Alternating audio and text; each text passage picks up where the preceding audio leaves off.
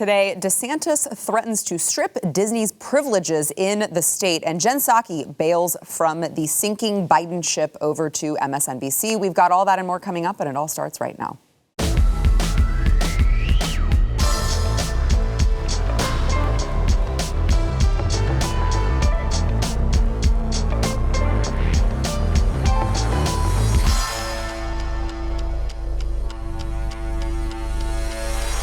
Welcome to the news and why it matters. Happy Friday. Yes, it is finally Friday. I am Sarah Gonzalez, and it's going to be a good show today. I've got a full table, which is always good.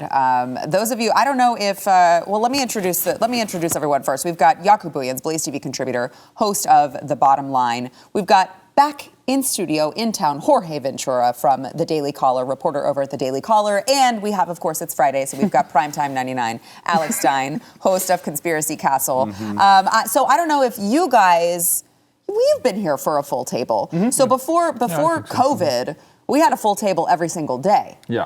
And this was just the way that it went. And then when COVID hit, we had to limit it. And so everyone's always like, we like when it's a full table again, all of our longtime viewers. Special occasion, yeah. It is. First of the month. And we've got, you guys dressed up. You're ready to go. Spring is sprung. I got my pink tie. I'm in the spirit. You know what? I like a man that can wear pink. Yeah, of course. Yeah, I'm comfortable in my heterosexuality. I can wear any color and be, confident. So you know what? We're gonna get to your heterosexuality later. or my transgenderism. Actually, So I want to get into just we've been talking about protecting children on this show. I am trying to give the viewers the stories that I think that they care about the most, which I think is not often the ones that they are hearing on MSNBC, CNN, even Fox News. So I want to go through a couple of these, but let me start with Ron DeSantis. So we've been covering the feud between Disney and Ron DeSantis with the parental rights bill over in Florida.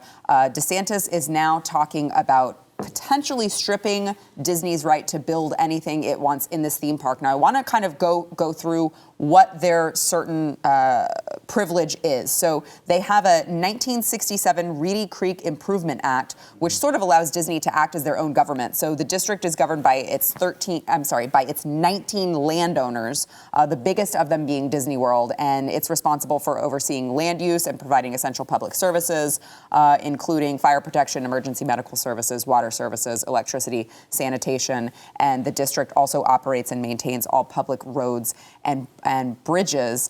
In fact, under this law, as DeSantis pointed out, Disney can even build their own nuclear power plants. So a lot of power that Disney has because of this particular Improvement Act.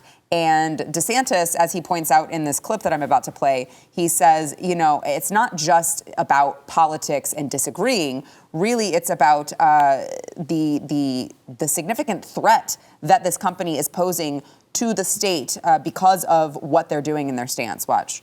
Well, over many, many decades, Brian, they've gotten incredible treatment from the Florida legislature, and they are treated on a pedestal. This one corporation is treated differently than everybody else. And so that's not something I've ever supported. But now in the legislature, you see a movement to reevaluate those special privileges. And so at the end of the day, I think Disney has gotten over its skis on this. And look, there's policy disputes, and that's fine. But when you're trying to impose a woke ideology on our state, we view that as a significant threat. This wokeness will destroy this country if we let it run unabated. So in Florida, we take a very big stand against that. And I think the legislature is going to look at that. And 6 months ago, it would have been unthinkable that they would be willing to reevaluate those special privileges. I think they are going to do that now. And that's going to represent a major shift for our state. I cannot say enough good things about Governor DeSantis.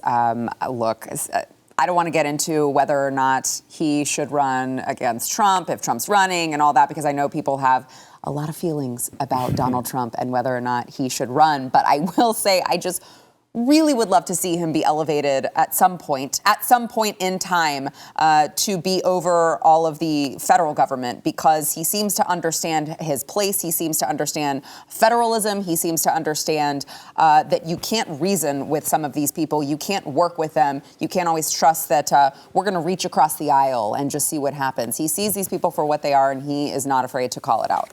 Yeah, this is very interesting. And a lot of Americans today, I've had the privilege of meeting one of the 4 Disney legends, Ron Logan, who really, there's only 4 inducted. And these guys, the previous that are deceased, are turning in their graves today. Yeah.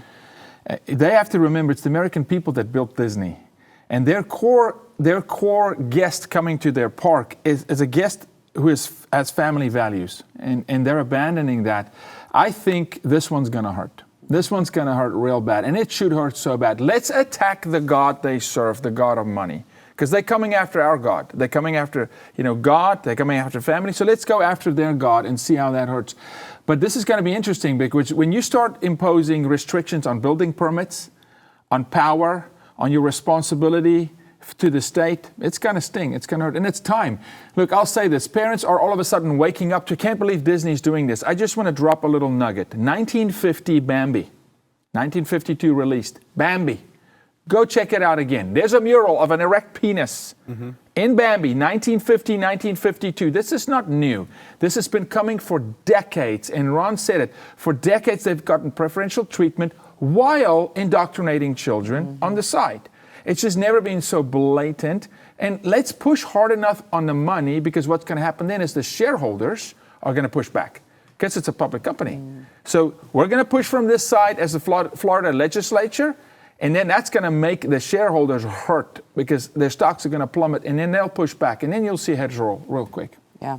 Jorge. It's, I think it's a good example of what Ron DeSantis is doing, because more Republican governors or congressmen need to use their power and go against the corporations. I think for so long it's been the old school conservative mindset: let the free market run wild, let the corporations crush Americans. It's time for governors like DeSantis to use his power in office and go against these corporations. And hopefully this is a warning for the Amazons, the Facebooks of the world, to say, wait a minute, look what's happening with Disney. We should maybe calm down on the censorship. But I think it's fantastic. I think more Republicans need to kind of take this way. Use the power while we have it. The small government stuff isn't going to work anymore with these corporations going, ever so powerful. Right. And we got to talk about the subliminal programming in pop culture is so strong, and we know that Disney's been doing this for a long time. But let's actually kind of look at the core Disney guy, Walt Disney, who we know cryogenically froze himself when he died. So basically, this is a transhumanist company. I mean, this is not a good company. They literally want to influence our children when they're the most malleable, when they're the most influenced. And they use subliminal programming like they did in Bambi. And in every single Disney movie, it usually starts off with the main character losing a mother or father. So this isn't some sort of new woke ideology. They've actually always been woke. Now the agenda has just changed to turn our kids more transgender and more openly gay. I tweeted earlier, I said there is no such thing as trans kids, only abusive parents. I'd like to amend that and say there is no such thing as trans kids, only abusive adults. Because I do realize oftentimes it's not always the parent. It could be the teacher. It could be the executives over at Disney who are trying to, make sure that they include this ideology in what they are pushing into our children's heads. But I want to talk for a second about how pervasive it is in parenting, because I know when we talk about the parental rights bill, it's all about the teachers and the other people, the outside influences. And I know a lot of parents are upset about that. I think that what's even more pervasive is the fact that we have parents who are actually pushing this, and we don't have anything really, I think, to do about that, because they are the parent and they do have those parental rights. So here's yesterday on ABC News. This was, of course, yesterday. We mentioned it on the program. A Transgender Day of Visibility, because.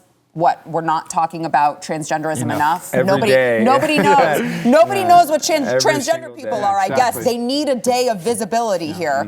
There is a mother who went on ABC News, was elevated to ABC News to say that her child actually communicated that she was transgender, like at her earliest moment she could use words. Watch.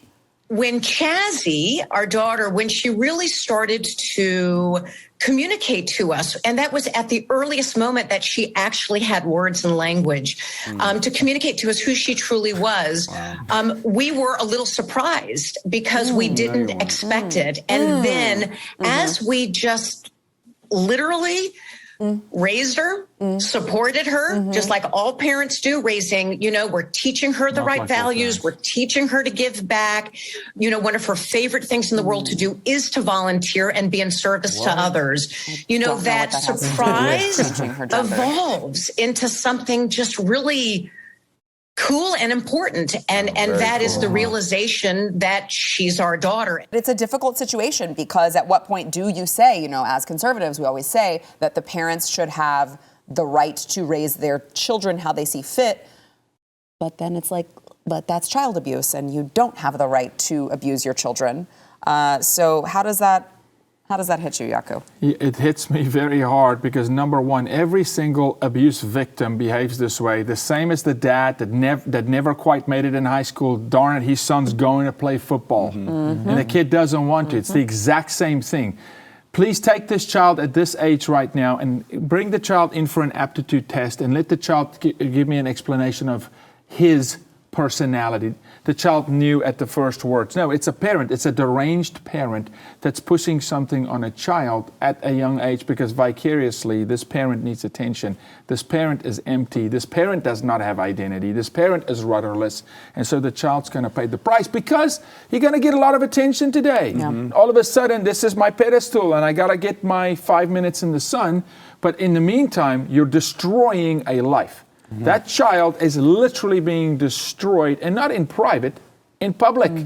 So I genuinely, I've said this on the program before, but I genuinely think if I were a leftist and I subscribed to this mentality, I would already be saying, I would be using this to say that my 18-month-old toddler is trans because he loves my headbands. He grabs my headband and he wants me to put it on his head and he goes and he runs and he looks at himself in the mirror and then he takes it off and then runs back to me and hands it to me to do it all over again. It's a really fun game. And like if I was a crazy leftist, I'd be like, that's what this mother's doing, right? Through She's telekinesis, your child is sending you a message. He already communicated to me at his earliest moments that he wanted to be a girl, and I would just turn him into that. Well, what happened to phases? I remember there was time when kids were weird. They had weird phases. They wanted a weird piercing, or they were emo phase. But now in this day and age, if a kid, right when they can start talking, if they say a word in a feminine way, oh, you're a girl. So this whole transgenderism thing, it's a lot. Having a transgender kid is the same as having a vegan cat.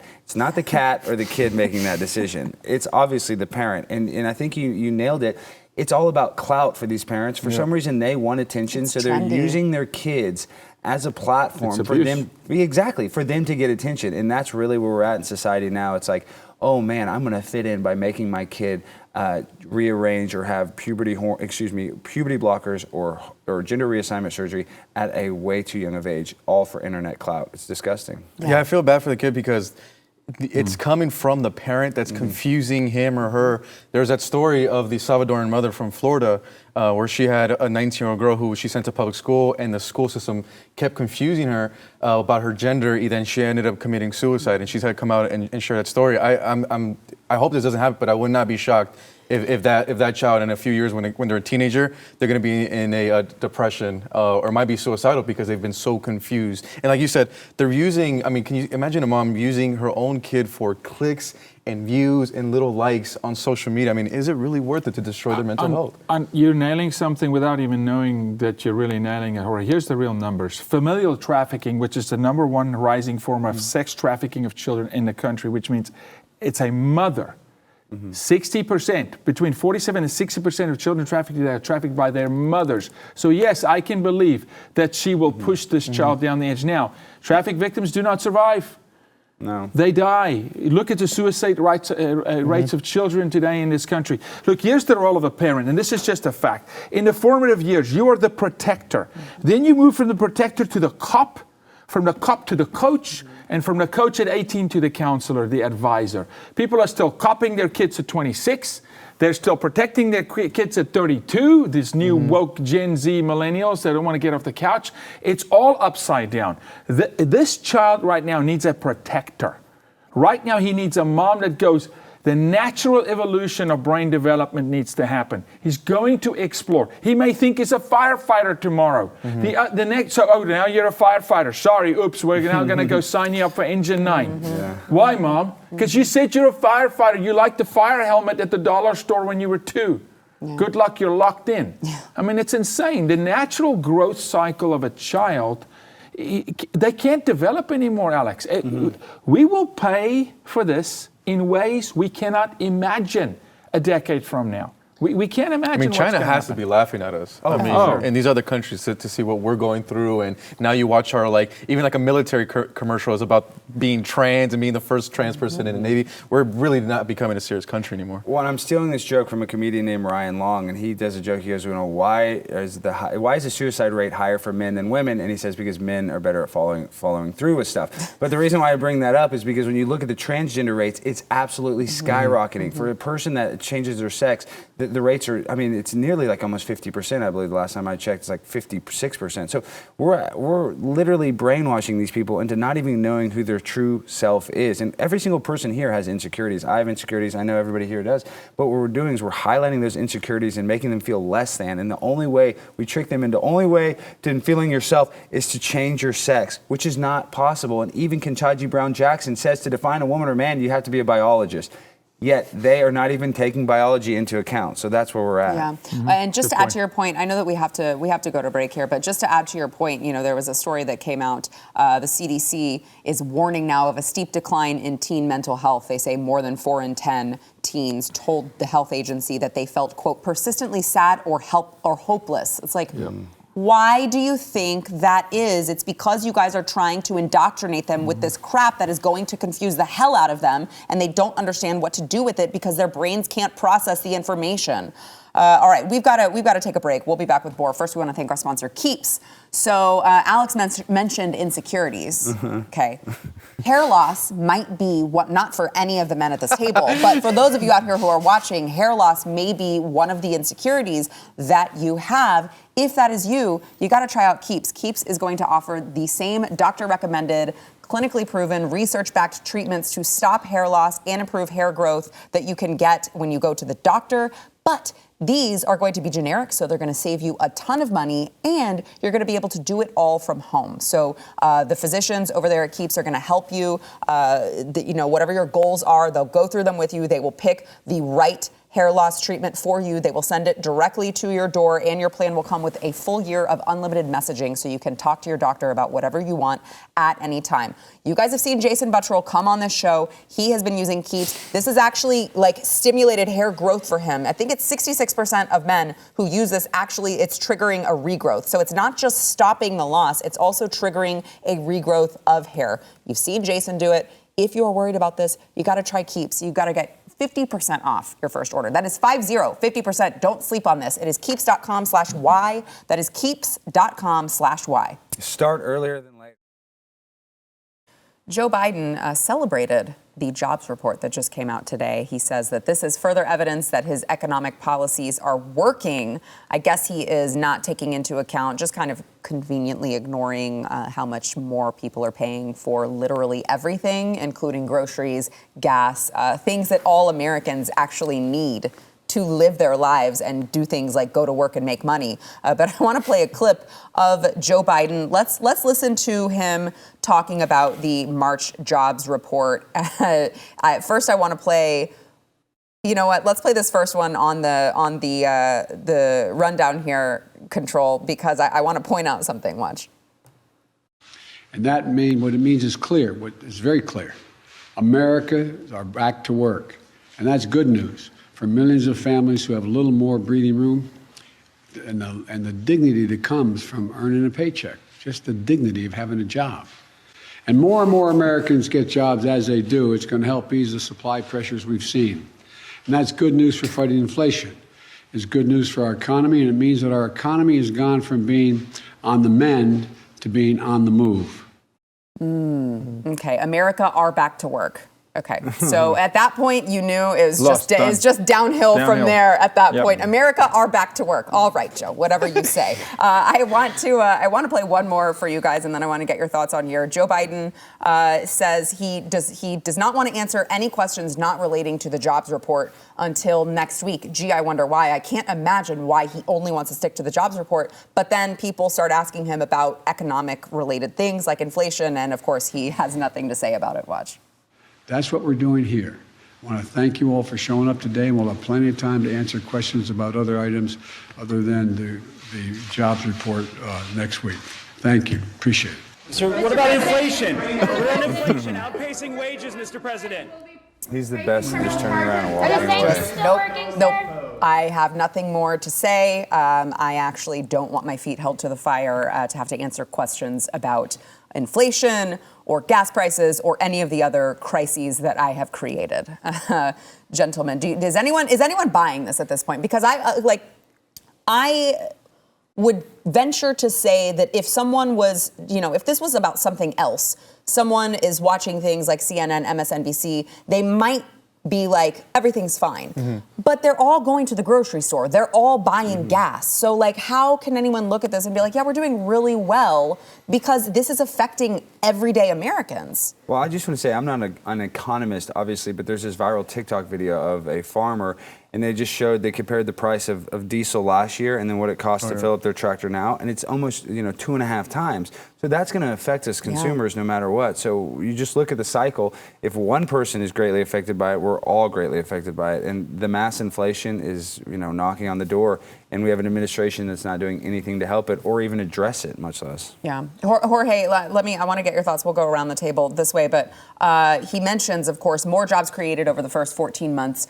of any presidency in any term ever, and that's striking, says the president. There's just one problem. Could you help us with that? Yeah, the best part about that is that Biden mentions that we have a booming economy. I mean, I don't know who's the economy's booming for. Everyone in the working class is struggling. Americans are back to work, but wages haven't increased. Mm-hmm. Bloomberg even put out a report saying that the average American family is going to spend $5,200 more on just groceries, energy, and gas. Which most Americans don't have. Yeah, I would say 80% of Americans don't even have enough money for a $1,000 emergency. Mm-hmm. So I don't know who's doing great in this economy. Maybe the elite, maybe his friends, but I would invite Joe Biden to walk the streets of Detroit and talk to a single mother and see how she's doing right now during these times. Yeah, Yaku, very easy to tout all of these numbers when the government literally shut everyone down. Yeah, really good point. They're out of touch with regular Americans. This is still a correction program. We are still correcting. There's no growth here. I still have restaurants in Dallas, Texas that are closed that used to be open because they can't find employees. Okay, so we're still correcting the jobs numbers. This is just jobs coming back. But now we started a new correction program. Now we got to correct inflation. Now we got to correct, the decline of the value of the dollar. So there's no growth here. Zero growth. There's no growth. The only growth is him growing older and growing more into the old age home. That's the growth. There's no growth in our economy. We're correcting. We're trying to course correct, but he's causing as much damage as we are trying to correct. And it's not him correcting it. It's American ingenuity. It's the spirit of America. It's small business owners like you. It's those who said, listen, I'm going to buckle down and reinvest in my company and not take a paycheck. Do you know how many people I know that are small business owners that are not paying themselves, that is pouring it back into their employees? It's not him doing it. It's Americans doing it. Americans are pulling America up, not this administration. This guy's taking a sledgehammer to this country, left, right, and center, from kids to economy. And Americans, the real people, the flyover states, the farmers, the small business owners, they're the ones saying, by God, we got to do this ourselves because we're getting no help from the government. So it's a correction program. We're so far from growth. Yeah. I mean, you just have to buy a $50,000 Tesla. Right. You're okay. That's right. That's right. Isn't that so cute? The elitists with a lot of who petroleum products in it. Yeah. You don't like the price at the pump? Just go and spend the money that you don't have on a car that you can't afford. What a brilliant idea. And then we talk about this, it's literally the destabilization of the middle class. I mean, they literally laugh at us, but then you look at companies like BlackRock. If you're trying to buy a single family home, it's basically impossible right now because you have companies that have $10 trillion in assets buying all the homes, driving up the price. So we literally have a system that is built for the middle class to disappear and become reliant on the government. Because that's what they want us to be. They're just super poor and just listen to the government to follow their rules in order to get our universal basic income check in the future. And don't forget, while we're going through this inflation, we have on top of that a border crisis. So then we're basically flooding the country with migrants. So big corporations love that because they don't have to raise the wages for American workers. So the American people continue to lose. Yeah, and your point is so well made. You have to have the decimation of a middle class to have socialism. You cannot have socialism with a very strong working class, small business. Look at Africa. There's no small business. There's massive wealth, incredible wealth and corruption in Africa. And then there is the worst poverty you can imagine, and you create this huge gap in the middle where it's a peasant class. Now you are absolutely dependent on the elite, which is the king and those in his royal family inside the castle and the peasants on the outside. You can keep 10% of your earnings, but 90%, thank you very much, will come to us. And so they must destroy middle class to reach their ultimate goal. They can't coexist. And we're going to talk about Jen Psaki, but when she says buy an electric car, it's very much like when Marie Antoinette said, let them eat cake. I mean, it just shows you how little they care about us. Yeah, ain't that the truth? So let's go ahead and let's talk about Jen Psaki when we come back. First, we want to thank our sponsor, Moink. So, Moink, I'm really sorry about this, Alex, but we're going to talk meat for a second. A lot. Okay? Oh my God. Meat, yes. Plug your ears. I buy meat for my cats. I'm not anti-meat. Plug your ears, crazy vegetarian. Let me talk to you. Of course he's a cat guy. You and I love my cat. Of course he's a cat guy. All right. I'm weird. I'm Come a little on, we know offended by this. that, though. We I am like a crazy cats. cat lady. Cat lady is one thing. Cat guy is a whole I know, nother that conversation. shows you guys. I am a crazy person. I love cats. I have dogs. I have a turtle. I'm a freak. Sarah, talk Turtle. Yeah, I have a Let me. All right. Named Jake All right. Leno. We gotta- I'm bringing the turtle next time. The turtle is Oh actually my one of the gosh. best pets We- I have. Talk we about gotta- sirloin and free Yes, we got to get to the turtle during the break here. I have some questions, but I do want to talk about Moink, which is the company that is going to give you access to the freshest, sustainably sourced meat and fish, all while making sure that you are supporting American family farms. So you can help save the family farm and get access to this high-quality meat on the highest quality meat on earth when you join the Moink movement.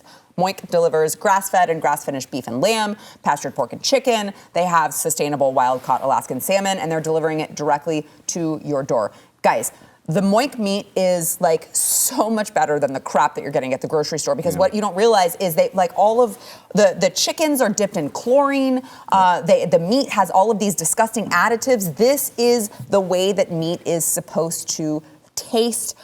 You've got to try it. Okay, you choose the meat that is delivered in every box. They've got ribeyes, chicken breast, pork chops, whatever you want. You can cancel anytime. My family loves Moink Box. My son is obsessed with their bacon. He requests it all the time. We just had some fillets from them not too long ago. They were delicious. Everything we've had from them, you can tell the difference in the taste. Keep American farming going by signing up at moinkbox.com/news. You will get free filet mignon for a year. Guys, this is the best filet mignon you will ever taste. This is a limited time only. Do not sleep on this. It is MOINK box.com/news. I mean, I'm just saying if you're a red-blooded American and you love meat, don't sleep on this. Sorry, Alex. Which you are not. Moinkbox.com/news. Give me the bugs, Bill Gates. I want the bugs right now. White House Press Secretary Jen Psaki is going to leave her role in the Biden administration to join MSNBC later this spring. This is according to a new report that is out now. I don't think that this should come as a surprising move. I know Jen Psaki had said last year that she was only planning to be the press secretary through the end of the year, and that she was planning on moving along. We know that the left takes care of their own, so this is not surprising. I do find it fascinating, though. It's like she really isn't changing positions. She's still working for the same organization, just a different arm of it, which is MSNBC. It'll be interesting to see. I don't think she's very good at her job, but for some reason, the Democrats really love poor man's peppermint patty, so we'll see how she does. I actually think she can be more destructive on the outside than she is on the inside. She's going to get more airtime, more coverage. They could weaponize her. This is actually not a bad move from the left to say, go over there, go ramp up the spin, more in the news cycle, because it is just another division. Still the same building, the same arm. Yeah, still same boss. Same boss, same mantra. It's just, hey, we're going to move you from marketing to sales. We're going to move you to PR, And yeah, you did some damage control. You lied for the president of the United States. How about now you go lie for the whole party and just go run? Just not good, though. She's circle back She Psaki. wants to circle back to everything. She can circle. And she doesn't really. She doesn't really give answers, but she is very condescending to people Yeah. who ask a tough question. I just don't get the fascination. She with probably it. just jumped on the ship because she doesn't have to see Peter Ducey anymore and answer some real questions. But kind of what you were saying is now she could do the spin on network television because they need someone to defend her. Because even MSNBC and CNN have struggled to defend how bad the economy is. So just send Psaki in and she'll be the talking mouthpiece. And that just shows you MSNBC, they even call themselves a progressive network, how desperate they are for anchors because they just want Jen Psaki because she's recognizable because their ratings are in the tank. They're getting crushed by Fox News. So she might go there. She might get a little bit of clout for the network. But at the end of the day, she's circleback Psaki. She is so condescending. And when she really is, she's so unlikable. Yeah. I mean, I just don't think her future is very bright in television, but I could be wrong. Well, there's also some sources who are saying Jen Psaki is not going to be the last person to jump ship from the Biden administration. So you have to wonder how many of them are like, okay, this is not going well, and we need to save face here. Has Kamala kept any of her staff when she started? I think every single. Oh, I know. They all jumped ship. No, she's lost a lot. But like a party. The party's going well, and then someone leaves, and everybody go, the door's open, let's go. I think you're going to see an exodus. But I don't know. Ryan Stelter is on television. Yeah, I know you're right. And he's terrible. I terrible. don't know. I mean, I got my money on a trans press secretary to be hired next. So Rachel Levine. I wouldn't be surprised. Yeah, I got Oh my gosh. We'll have our first trans White House press secretary in the United States. Yeah, I mean, I will be so interested to see. I find it fascinating who is going to replace her because it's just getting harder and harder for them to defend. It won't be a white person. I wish they're they would going to play hire the race me. card. Yeah, it's They're not gonna going to be a play white the race person. card. They're going to I- play the minority Did you race say card. I wish they would I hire wish it was me. Joe Biden, if you're looking for somebody, let me do it. I'll become trans. I'll do whatever it takes. I can lie just like Jen Psaki. I could do that. Okay, actually, you know what? We were going to play this That's a good later, idea. but now that you brought it up, they could hire you because you are a transgender now. Yes, I am. He I did recently- decide this recently. 2 weeks and ago. yeah, I'm on hormone blockers. I have enough estrogen basically to lactate. So yeah, I mean, I'm basically a woman right now. and he came out as a transgender woman to the Plano City Council. This is Plano? Yes, this is Plano City Council. Yeah, this is round 2 at Plano City Council. And he had some grievances to air because they would not let him swim as a trans woman in the swim league, and so he had something to say to them. Watch. You guys are going to sit here and you're not going to take me seriously. You're going to laugh at me. I'm trying to compete. And yes, I was born a boy. So what, guys? This is 2022. It doesn't matter what you were born. We have Ketanji Brown Jackson even says she doesn't even know what a woman is. So then I'm a woman. So that's what you guys have to do. If the Supreme Court justice is on my side, then why can't I get the same from the Plano City Council? That's the problem. Joe Biden, is I hire come me here now. and I'm still a victim of transphobia. Yet we have champions like my girl Leah, my sister, and she gets to win, but I don't. Why not? That's what I'm asking you. Why not? Why can't I swim This is against my the favorite ladies? one you've done, Why do we and have I a haven't seen it. transphobic world where I just want to compete against the ladies? Why are you saying that I'm not a biological woman? Clearly, I look like a biological woman. I mean, come on. It's been hours tucking this thing in. Give me a break. I should be able to swim. And I'm on so much hormone therapy, I don't even know left or right anymore. So I'm doing this. I don't have an unfair advantage. No way. So I need you guys to stand up. We have a city issue, Rick, and we can actually fix this and let me compete against the ladies. I'm sick of these women. Oh, you're having an unfair advantage. Yeah, right. And I'm mentally ill, and they won't even let me compete in the Special Olympics. So go figure. Got many shortcomings. I mean, I'm perfect for the Biden administration. If you guys watch that video, I'm mentally ill, I'm transgendered, and I'm well-spoken. So please give me a call if you guys need me. I would actually say that they are transphobic if they don't pick you. 100%. That's what I would say. Biden, if you do not pick me, you're a transphobe. So I want that known in the atmosphere. Let it be known. Yes. Yeah, I think that's the push that they need. Let the record so reflect. And you know what's funny? So this video is going viral, but let's just be honest. Like, what's the point of the joke is really we're just putting a mirror up to the fact that Leah Thomas swam on the men's team for 3 years and now is an NCAA champion at the highest level of collegiate sports, NCAA championship. So what I did obviously was goofy, but I'm literally just regurgitating what is actually happening. So that's proof we're in the upside down You're world. showing the absurdity, and it is a mental illness. You have to be deranged to come into alignment with any of this. You're deranged completely. Yeah, I have to. I want to go back to the straitjackets, the loony bins, Yeah, I mean, we should never have let out the asylums. We should never have defunded those. Alex, I have to ask you before we take a break. So when you're doing this, are they laughing? Are they? I had to post the reverse angle of it. So yes, one city council member you can tell is like holding in a smile, but most of them aren't. Like the city attorney, or when I said Rick, usually Rick and Paige. I love when you call their names. So because I want to put them on blast because that when they're giving me that that stink face, like I'm like, all right, Paige, all right, Rick. So then it changes, and then like, oh man, am I going to be I'm put on blast? Yeah. So yes, I mean they know what I'm doing now. Really, when I go into those meetings, they know that I'm, mocking somebody. They know it's mockery. But at the end of the day, they mock us. Right. So it's really not. They kind of deserve it, in my opinion. They see Alex's name on the docket, and they're like, oh crap. Yes, they did, and then they had like it's funny. I need to upload that. Somebody actually went and complained about our speech, my speech, and Cassidy's speech. There, they said, because and that was the first public speaker. Was like, we saw Plano, the city of excellence, called for the assassination of Vladimir Putin, and this is not diplomatic. So somebody, and that's what I love. I love that I can trigger somebody so much to go sign up. And there's other people on the internet that are doing this bit, like a friend of mine, Mark Dice. And I'm saying I want to encourage more people to do this. We should go out and speak at every city council member. You don't have to wear women's underwear and go do it like that. You can actually you should humiliate them. Well, I'm saying I would like it if you did that. But guys, at our local levels, you have guys like George Soros putting in DAs. It actually does matter, and it does make an effect if you guys go out there and actually call these people out. So I really encourage everybody to do it. Yeah, amen. All right, let's take a quick break. We'll be back. That's my favorite one. And at the beginning, we've actually...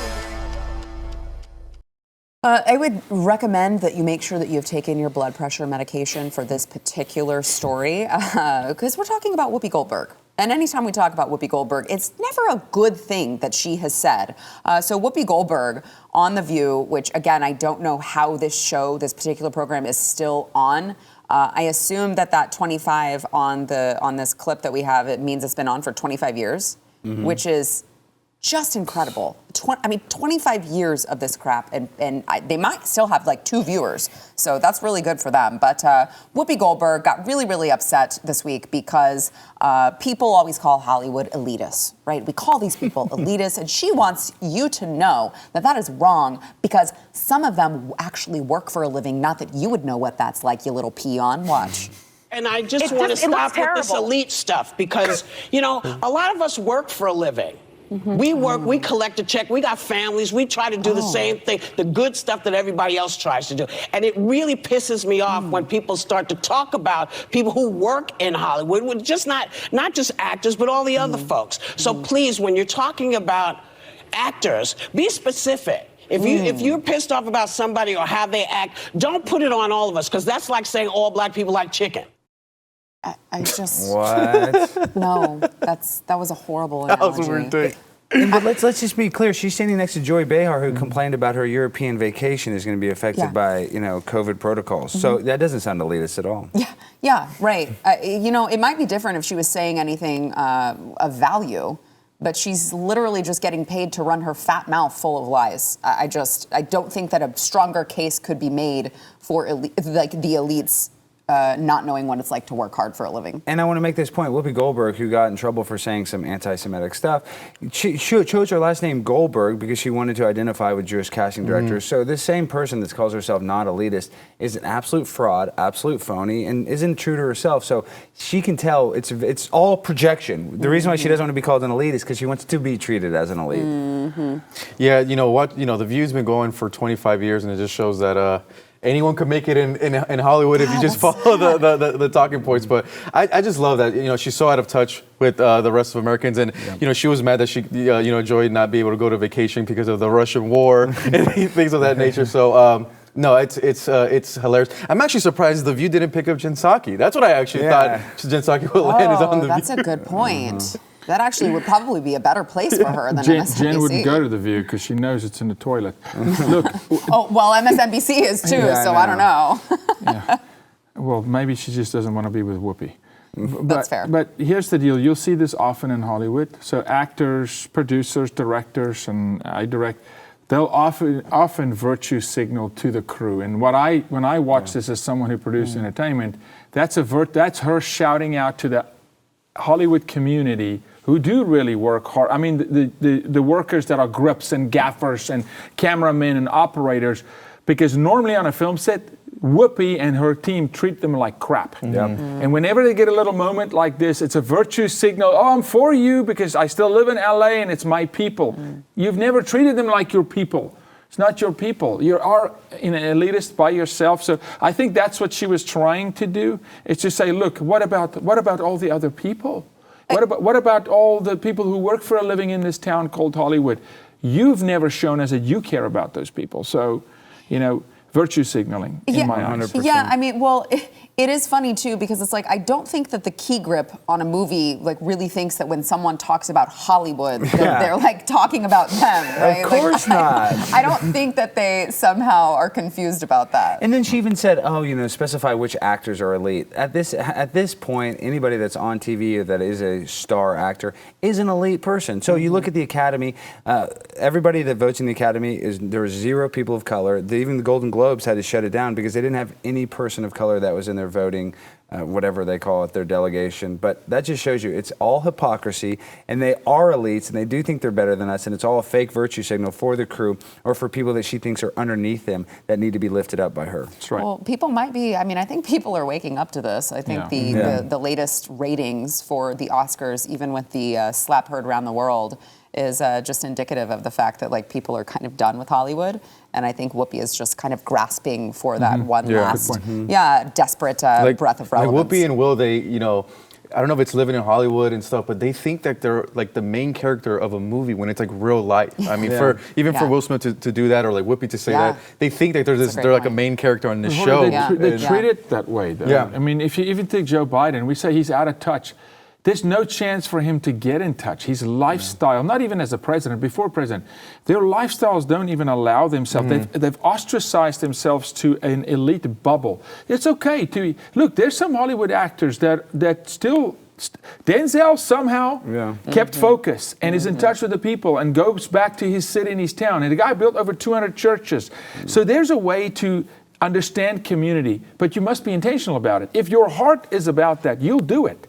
The reason they're not in touch is because their heart's not about the people, which is why I can say it's a virtue signal, because you've never done it.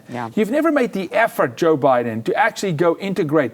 Like maybe a Donald Trump say, hey, I'm going to go to an airplane hangar in a cornfield, right? A very amazing story, Donald Trump Jr., on the campaign trail with a couple of Dallas guys, Tommy Hicks and some of the other guys, find a car stranded on the side of the road, and they get out of their vehicle to a campaign rally, no cameras, they're not known, and they push this vehicle. Some other person films them, and it goes viral, and they go, wait a minute.